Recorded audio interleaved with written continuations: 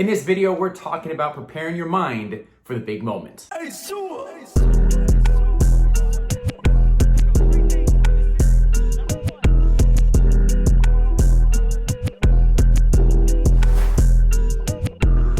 Hey guys, thanks for joining me in this video, and we're going to be talking about a very popular topic that comes up all the time: how to prepare your mind for the big moment. Some of you have a test coming up, some of you have a season coming up, a big game, a big presentation, whatever it may be.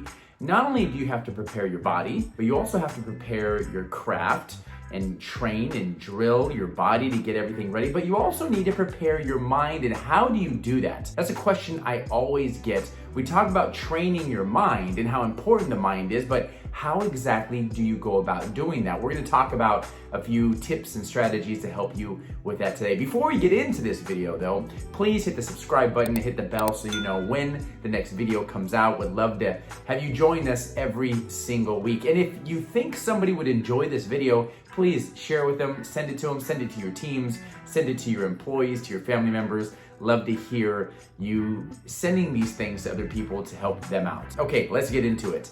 Once again, the mind. It is so important. And if I were to ask you what percentage of your performance is mental, you'd probably say something more than 50%.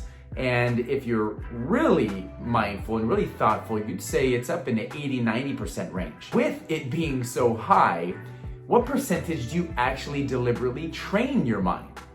How often do you stop and pause to train your mind? And you might be thinking to yourself, you don't do it. Now, we can take a lesson from military soldiers, from elite athletes, from Olympians.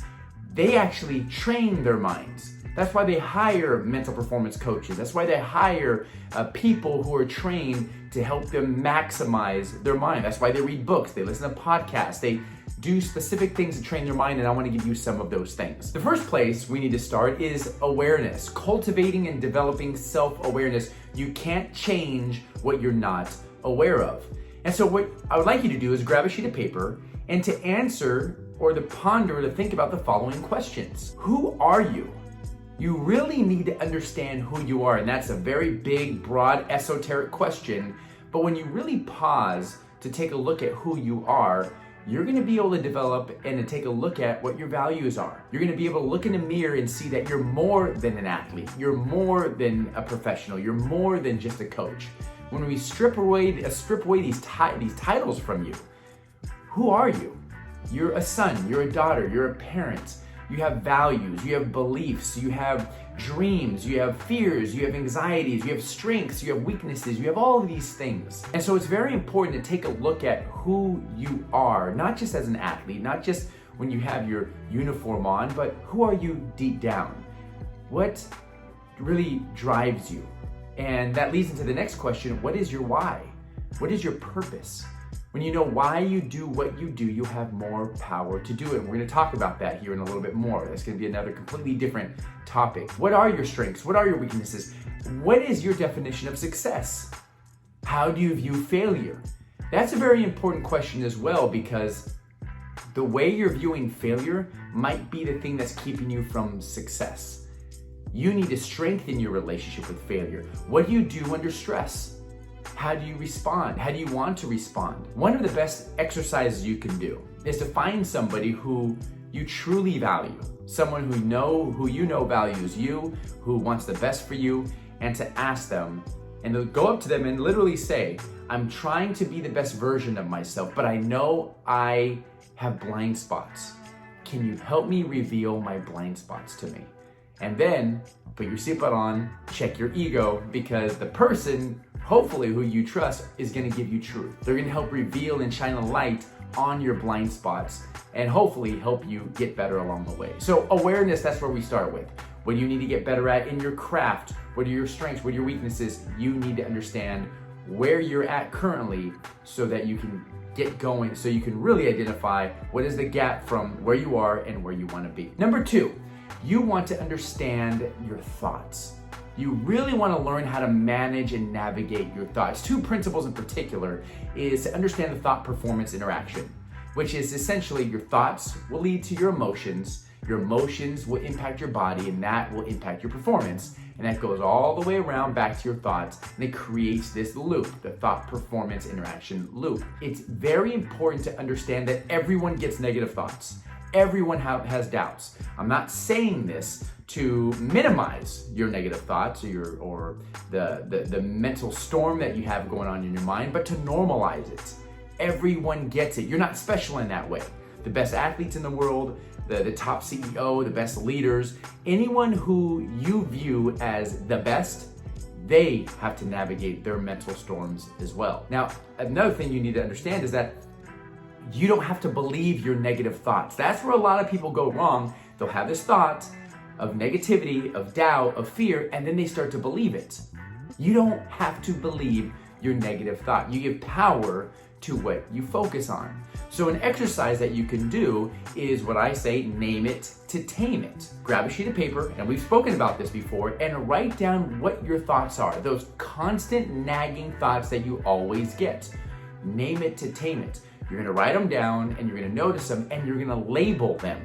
So that when these thoughts start bubbling up in practice, when they bubble up at work, when they bubble up during training, you're gonna be able to look at it and smile at it, wave at it, and watch it blow away. That's the power of your mind. And as you do this, you're gonna be able to turn down the volume of these negative thoughts. Not eliminate them, not completely not have negative thoughts. A lot of times people say, oh, I just don't wanna think. That's just not realistic. But you can turn down the volume of these negative thoughts, and you can replace them with a more powerful thought. In our last video, we discussed that. You can head over there as we talk about the power of your thoughts and some other things that you can do. The next thing that I want to talk about as you get ready is to do what you do on purpose with purpose. We have spoken about that so many times, and in order to do that, you need to embrace the boredom of consistency. If you want to be great at what you do, you have to do those small, tedious things. I have the tremendous privilege to watch some of the best athletes in the world go about their work. And not under the lights when everyone is watching them. I get to see them when nobody is watching them. Those tiny little mundane exercises that they don't enjoy doing, but they know they need to do in order to be the best version of themselves under the lights when it matters most. They're doing these little exercises, working those tiny little muscles in their shoulders. They're stretching, they're meditating, those small, tiny, mundane things. But they do it every single day. Embrace the boredom of consistency. You're not always gonna feel motivated. You're not always gonna feel excited. But as you do those tiny things, it's gonna help set you up for success in the long term. This reminds me of a story.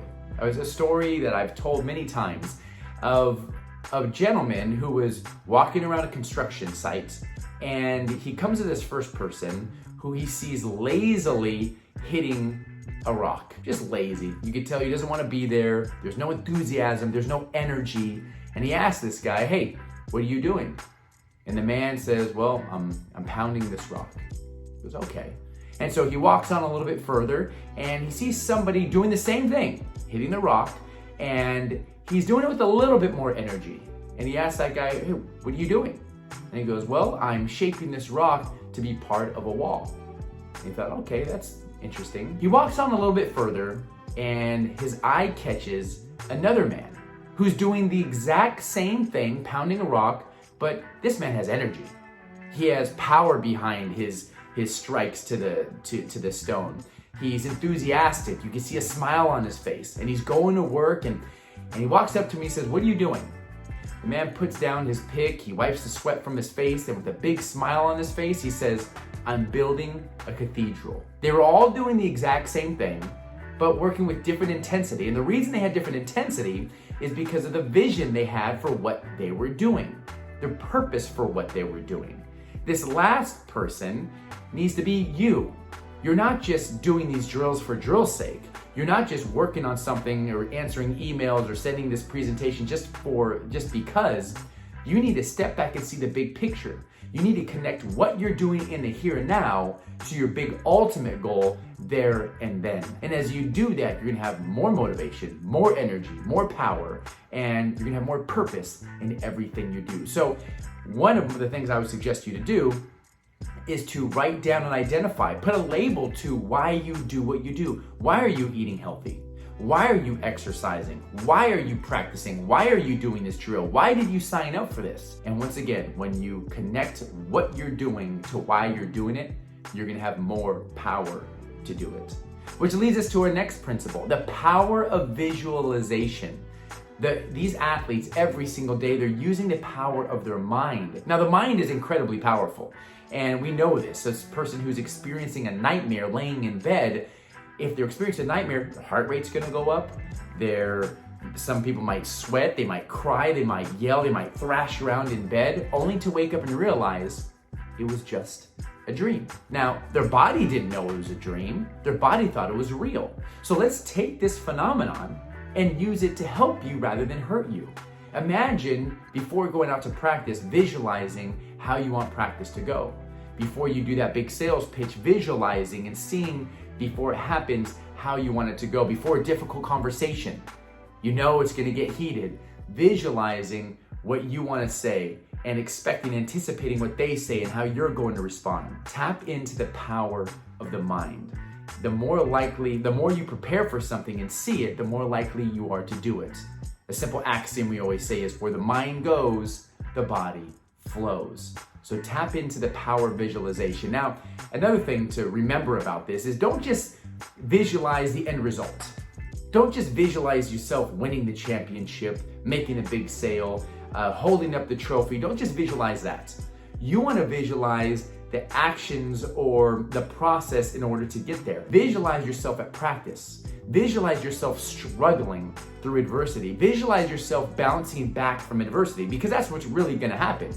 If you only visualize success and only visualize the good, when adversity happens, you're going to get frustrated because you're going to say, hey, the image in my head doesn't match what's really happening. You need to imagine and visualize the adversity too, and visualize how you want to respond to that. And last but not least, I want to talk about being in the here and now, being in the present. One of my favorite movies is a movie called The Peaceful Warrior.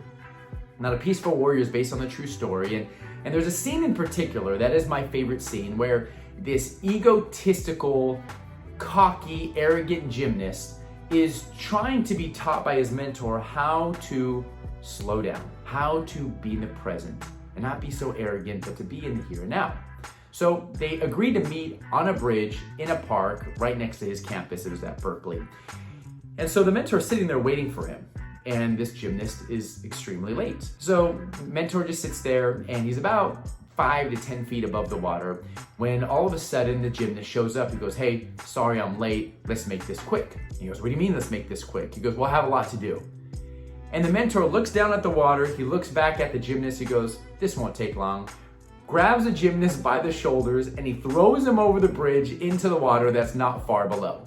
And then the mentor starts to walk off. The gymnast gets out of this little lake, this little creek, and he starts climbing up the hill, and just furious, as you can imagine, yelling at his mentor, what are you doing? Why did you do that? And the mentor very peacefully says, well, you said you were busy. I wanted to help you out. And he goes, what do you mean you wanted to help me out? He goes, well, when I threw you over the bridge, what were you thinking? Were you worried about your schooling? No. Were you worried about your girlfriend? No. Were you worried about practice? No, because you're in the here and now. And then he tells this gymnast to look around the park. Hey, what do you see? And the gymnast looks around, and there's people playing frisbee, there's people having picnics, and the gymnast said, I see nothing. His mentor goes, there's never nothing going on when you have a clear mind. And he invited the gymnast to take out the trash. And he says, the trash is anything that's keeping you from the here and now. Get rid of it. And then he says, the most important part, when you're truly in the here and now, you'll be amazed on what you can do and how well you can do it. Training yourself to be in the here and now is one of the most important concepts of mental skills training that you can cultivate, you can develop, and you can get better at it. Numerous studies have been shown that being in the present will lead to experiencing flow or being in the zone. This is the research by Mihai Csikszentmihalyi, who says that when you're in the here and now, you lose track of time. You don't care about what other people think. You're not worried about the future or beating up on yourself about the past. Too many times we trip over things that are behind us. And we worry too much about the future. You allow the fears of tomorrow or the worries of tomorrow or beating up on yourself of yesterday to impact your performance right here, right now. So how do you get into the present? How do you bring yourself into the here and now? Here's a couple of things. What I want you to do is I want you to bring your attention right now to your hearing. What are different things you hear right now? Some of you are listening to this in your headphones. Take your headphones off and listen to things around you. Who do you hear? What do you hear? Pay close attention. Now, what you can do is bring your attention to smells. What do you smell? What does it smell like? Maybe if you're outside, you can smell the grass. Maybe if you're in your house, you can smell food or the cooking of something. Your smells. Notice your body. Where are you sitting? Feel your body right now. What do your feet feel like? Try to feel your feet inside your shoes or your feet on the ground. If you're sitting on a chair, feel your body sinking into the chair. How about what do you see? Look around, notice. What are specific things you see? And then the last thing, notice your breath. Don't try to slow it down, don't try to change it.